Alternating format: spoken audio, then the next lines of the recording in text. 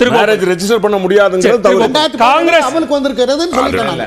அதாவது முதல் கட்ட தேர்தல் முடிந்ததுமே மோடிக்கு தோல்வி பயம் வந்திருக்கு.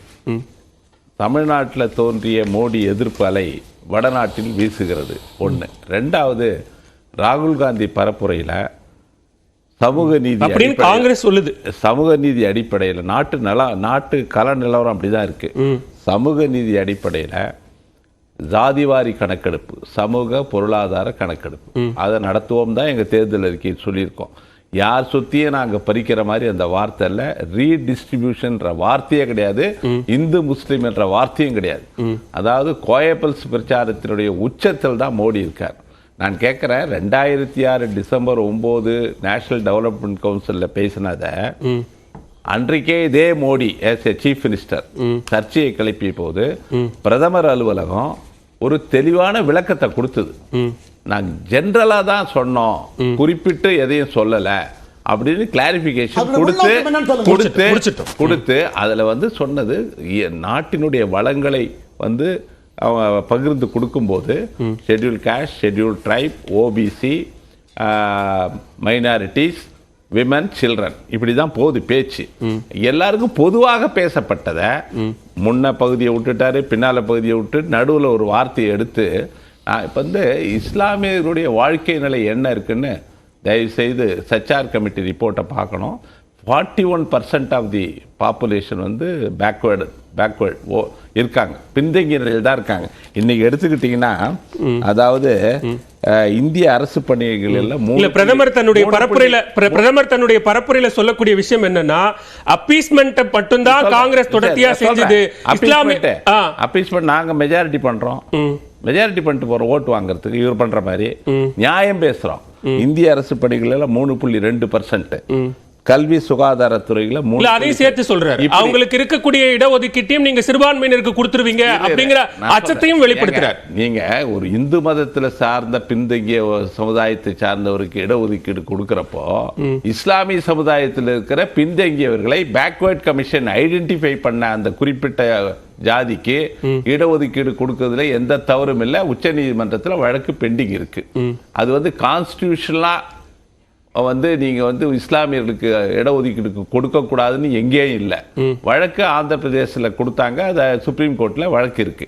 அது இன்றைக்கு பேச்சு வந்து பிரியங்கா காந்தி அவர்கள் பேசியிருக்காங்க.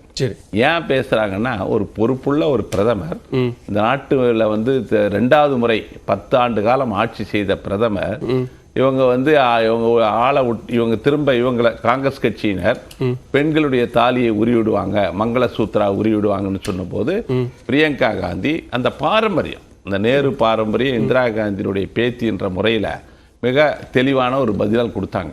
எங்க பாட்டி என்ன தியாகம் பண்ணாங்க, எங்க அம்மா என்ன தியாகம் பண்ணாங்க, அவங்க அம்மா தாலியை இழந்திருக்காங்க. எதுக்காக? இந்த நாட்டிற்காக ராஜீவ் காந்தி தியாகம் செய்தவர். மகாத்மா காந்தி, இந்திரா காந்தி, ராஜீவ் காந்தி இந்த நாட்டுக்கு தியாகம். அதுதான் பிரதமர் மோடியும் மக்களிடம் போய் அப்படி தாலிங்கிற ஒரு உணர்வுபூர்வமான விஷயத்தை சொல்லும் போது எதிர்வினை ஆற்றுவதற்காக இவர்களும் பிரியங்கா காந்தியும் ஆவேசப்பட்டு உணர்ச்சி பூர்வமான ஒரு அரசியலை மீண்டுமாக முன்வைக்கிறார். அங்க அது விளக்கமா இல்ல, பதில் அரசியலா தானே அது முன்வைக்கப்படுது. நான் சொல்றேன், 10 ஆண்டு கால ஆட்சியில நண்பர் ரவீந்திரன் அழகா சொன்னார். அதாவது தற்கொலை செய்து கொண்ட விவசாயிகள், அப்புறம் டிமானிட்டைசேஷன், கொரோனாவில் 5 லட்சம் பேர் செத்தாங்க. இவர்கள் செத்தவர்கள்லாம் வந்து தாலி இழந்திருக்காங்க. அதுக்கெல்லாம் மோடி தான் பொறுப்பேற்கணும். இந்த நாட்டு மக்கள்ல பாதிக்கப்பட்டவர்கள் இறந்திருக்காங்க. அந்த இறந்தவர்களுடைய தாலி இழப்புக்கு மோடி தான் காரணம்னு நான் குற்றச்சாட்டு பிரியங்கா சொல்றாங்க. இன்னைக்கு இன்னொரு புள்ளி விவரத்தை பார்த்தீங்கன்னா, இந்திய குடும்பங்கள்ல 40% ஆஃப் ஜிடிபி கடன் சுமையில் இருக்காங்க. அதுல வந்து கிட்டத்தட்ட 60,000 கோடி பேங்க்ல கடன் வச்சு முழு பக்க விளம்பரம் கொடுத்து ஆக்ஷன்ல போயிருக்கு.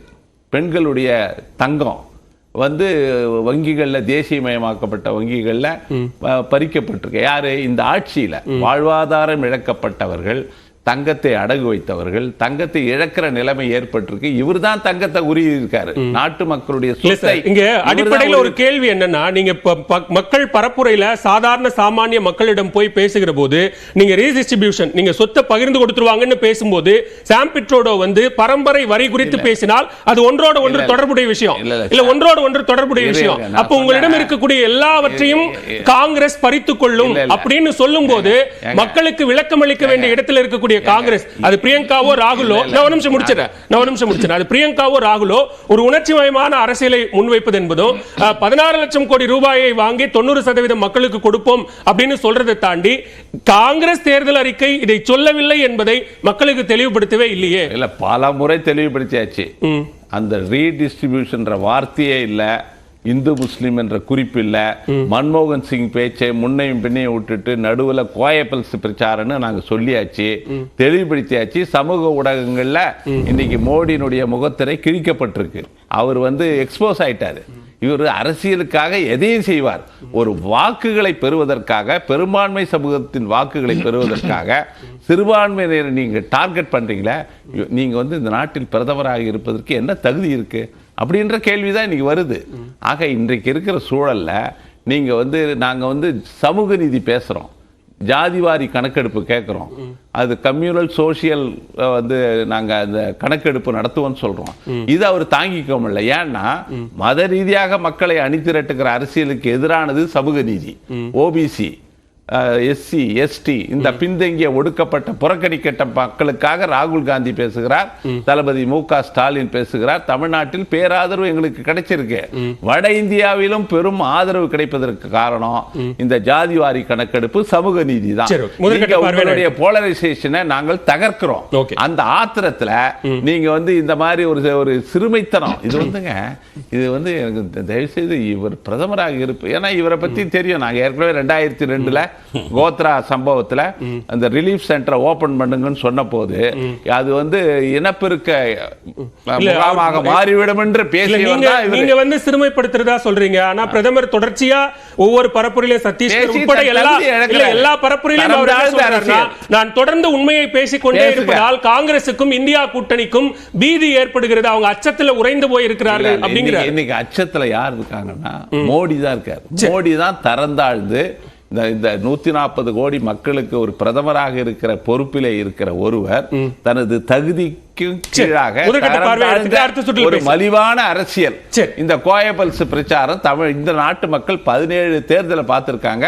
75 ஆண்டுகளில் 55 ஆண்டுகள் இந்த நாட்டை ஆண்ட பெருமை எங்கள் இயக்கத்துக்கு உண்டு. எங்களை எல்லாம் சிறுமைப்படுத்தி இந்த மாதிரி அவதூறு பிரச்சாரத்தின் மூலம் நிறுத்த முடியாது. பேசலாம். திரு சரவண பெருமாள், பரம்பரை வரி பற்றி காங்கிரஸ் எந்த ஒரு இடத்திலும் எங்கும் சொல்லாத, நான் அவர்கிட்ட கேள்விதான் கேட்கிறேன், சொல்லாத ஒரு நிலையில அப்படி சொன்னதாக பரப்புரை கூட்டத்தில் பிரதமர் பேசுவது ஏன்?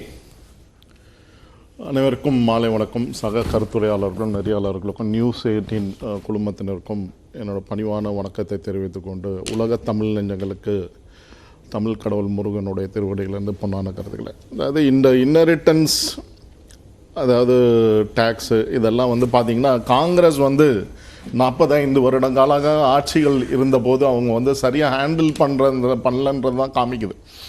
புரியுதுங்களா? ஆக்சுவலாக வந்து இந்த இதெல்லாம் இன்னரிட்டன்ஸ் டேக்ஸ் இல்ல, இன்ஹெரிட்டன்ஸ் டாக்ஸ் சரியா கையாளலைன்னா அப்போ அமல்படுத்திட்டாங்களா அந்த டாக்ஸை?